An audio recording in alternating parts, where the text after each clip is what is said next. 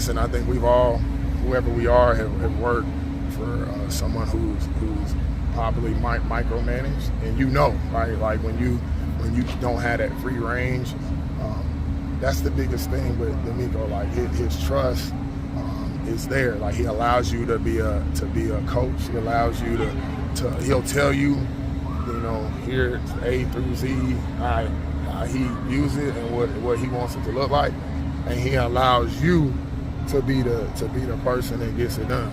You know what I'm saying? So like to me, I always say it like I love movies. It's like he'll I don't know if it's producer or director or which one. I guess I would be the director. He produced it and wrote the film, whatever. Or maybe he's the writer and he lets me direct it. That's kind of, I guess that'd be a better analogy. He'll write the story for you, and he's like, hey, this is the way I want it. This is what I wrote it for. Now you're the director. And so he lets you direct. And my job is to make his vision come to life in the way that I see fit. And I want to make sure the story is written the way that he wrote it, and I want us to play it out. So to me, like, that's the biggest compliment a leader can give somebody working for them, is to give them that trust. But also be honest. When something is off, he doesn't have a problem, and hey, you need to do it like this. So it's just a respect. You know what I'm saying? And you grow as a leader when the leader over you does that. And now I'm in that same situation. I have that with my assistant, with Frank. I do the same thing. So you kind of learn from the top down, and so that just creates more leaders in the room when your leader is like that. In that movie-making analogy that you're making, are you okay with who Caserio has cast as your actors, Danielle and Will? Absolutely. I mean, if I'm going to direct a movie, man, I want Denzel Washington in there. Like, all I got to do is say, hey, here's the lines, and he make me look good. So I always, some of the best coaches I've been around have really understand that you're only going to go as far as your players. So when you have the right guys that buy into the culture, buy into the scheme, man, it just makes it so much easier as a coach. And so I believe that's what we have, not only with Will and Danielle, like all those guys. They're tough, they're selfless, they want to win more than they want to look good. And so when you have that, I mean, things are created that are really good. So you got good players, man. Things can be special. There is a lot of continuity on that line, and Rankins is coming back onto it. Are there ways you already see this group can be better, more disruptive than they were a year ago? Absolutely. I mean, in many ways. I mean, when you've been in the scheme and you've been in the culture, now you know the expectation. So in the off season, you know what you're getting into. You know what you're coming back for. Just in Houston alone, you know how hot it is. You know how you need to hydrate. And as far as schematically, when you get into our scheme, you're building off of what you've done last year. With Rankins coming back, I mean, this guy's already been in the building. He's a leader, great person, and he's very, very smart. And so he's just like having another coach on the field. So what he adds from an ability and from a mental standpoint is extremely high. So we really value him, and he just fits right in. And some of those guys played with him, like Mario played with him with the Saints, and Foley played with him with the Jets, and obviously Wills played with him. So those guys have accepted him and know him, so he fits right in. Hey, Rod, specifically to Danielle, they were talking about him and how rare an athlete he is. When you see someone do things like run with a Joe Mixon down the field or do the Euro step move, is it like, wow, that's like actually someone doing that? And is it almost like, it's like you got to kind of pinch yourself? Is that real? Well, when you have a guy like that who's just special athletically, as a coach, for me, I try to allow him to be himself and have that freedom to use that ability, right? So like, if I get to the point to where I'm slowing him down, then you may not see those plays. So you gotta kind of, you know what you're getting into when you have that player. And some of the special plays that you've seen on the field, I'm not gonna take any credit for it. I'm just as amazed as you guys are. So, I mean, his work ethic, his effort, and just his knowledge of the game is second to none. And I think that this scheme allowing him to just go and be relentless just adds to who he already is. Like he doesn't have to read. He can attack. He's aggressive.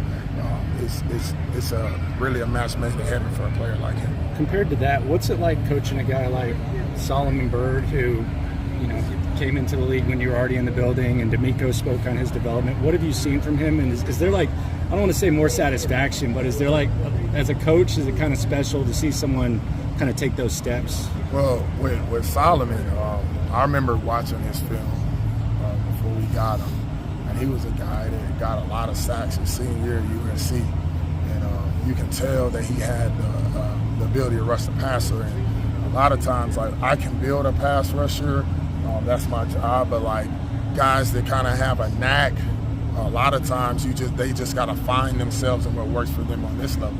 And so that's what he's done. He's really found out what works for him. And the biggest difference here is obviously the speed of the game, but the tackles are more athletic. They got longer arms, and their recovery when they get beat is a lot better on this level. So like he had to get his timing down, and he's got it, and he's learned the scheme.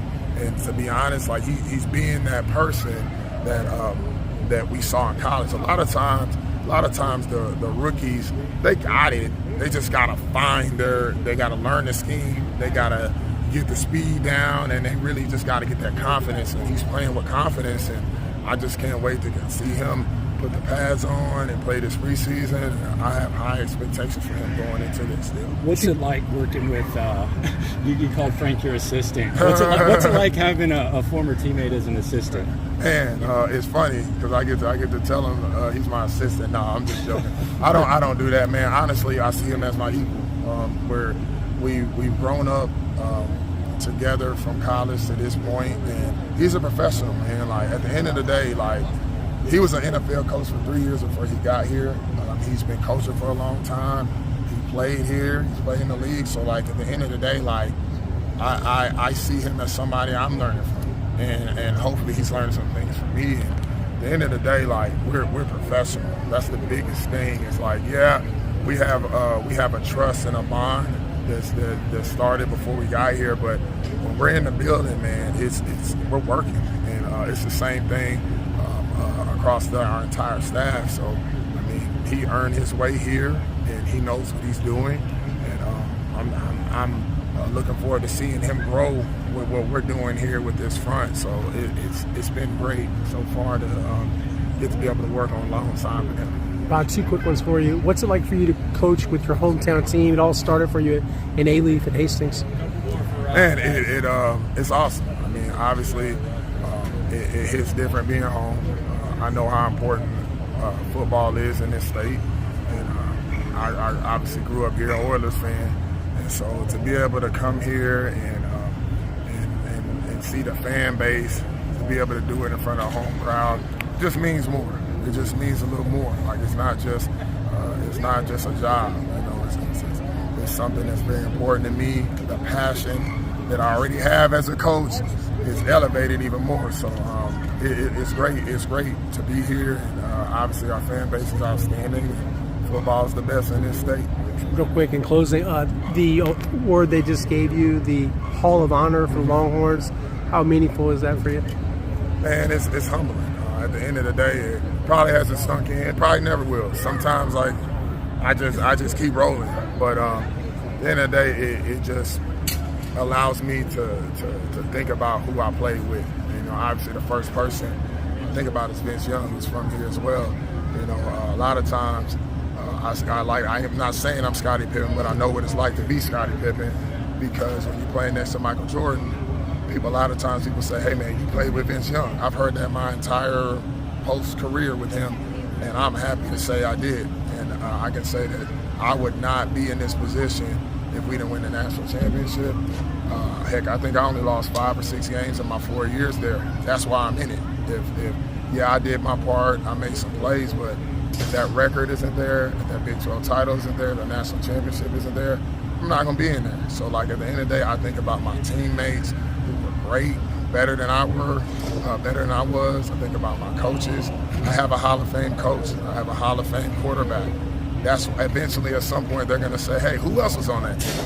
And so the message I give to my players as well is like, let's just win games. If you win, there's enough for everybody. So, like, you don't have to be selfish. You just do your part and win, and great things happen. And then once they do, you're just humbled by and happy for being a part of something great.